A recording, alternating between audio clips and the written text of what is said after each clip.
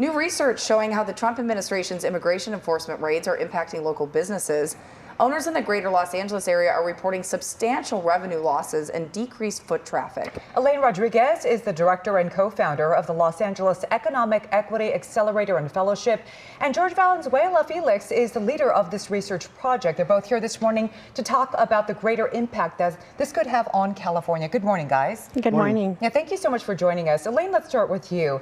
We want to talk about the research that found that the raids created a climate of fear around our community. Tell us what you heard from business leaders across LA County. Yeah, we started talking to business leaders since early this year, and we on a regular basis talk to small businesses, and particularly as relates to the raids.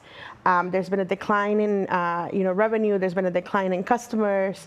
There's a lot of fear, a lot of anxiety, and it's definitely taken a toll on the communities as a whole. I do want to ask, California has the 4th largest economy in the world. Can you talk about, there's actually research that found the greater impacts if these raids do continue to our economy. What do those look like? Yeah, particularly for a small business, right? A decrease in revenue month after month, especially after the fires, can really lean into the closure of businesses, layoffs, right? Not to mention just folks being afraid of not being able to go to work. Also decreases their capacity to be able to serve the community. But I think in the long run, we're going to start to see a lot more closures, a lot more establishments coming, to really hard decisions. George, let's talk about this. Some business owners are learning to adapt to the loss of revenue and foot traffic in their businesses. So talk about how they're addressing these challenges. Sure. So a lot of business owners, since there isn't that much foot traffic, people coming to their businesses, they've had to reach out to people where they're at. So that means e-commerce, delivery, remote work. And, unfortunately, a lot of the business owners that are being heavily impacted by this don't have the cultural capital to make that jump. There's a digital divide. So that's something that we need to address, helping out business owners, how to get their business online and how to reach people online to where, they can get people back to buying their products. Your research also shows a broader impact with fear and trust in leadership now is one of the things. So George, tell us about the mental and emotional factors beyond just the economic impact that we're talking about this morning. Correct. So we interviewed 178 small business owners, and the word fear came up 298 times. So it was a very big theme.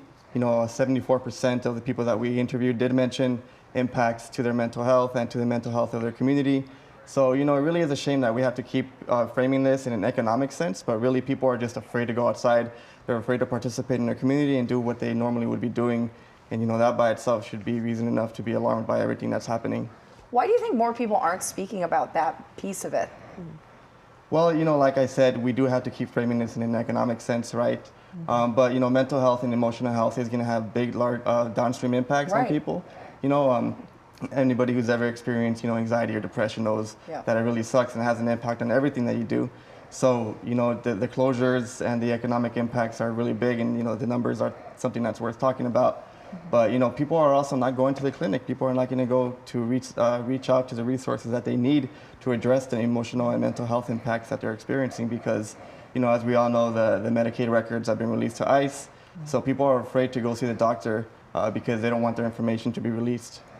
Elianne, let's talk about the Los Angeles Economic Equity Accelerator and Fellowship. You're obviously the co-founder.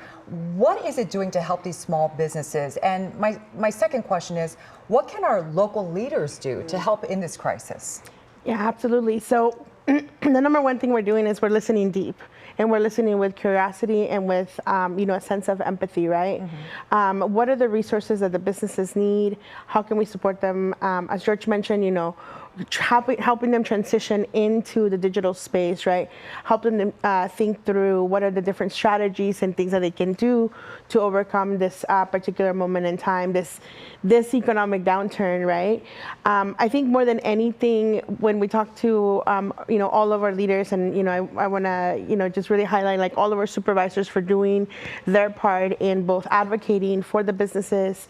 We help them think through, how can we get funding out, right? right? So we were supportive of the recent fund that was open for, grants that were open for small businesses. And we're going to continue to do work both in the policy and advocacy space to, have leaders support the businesses with funding, with resources, and an additional support, right? And open support, really, for the businesses. Wow. Well, we thank you both so much for being here and for laying out these numbers and talking about both the economic and mental impacts of all this. Thank you both. Yeah, thank you for having us. Of course, All right. likewise.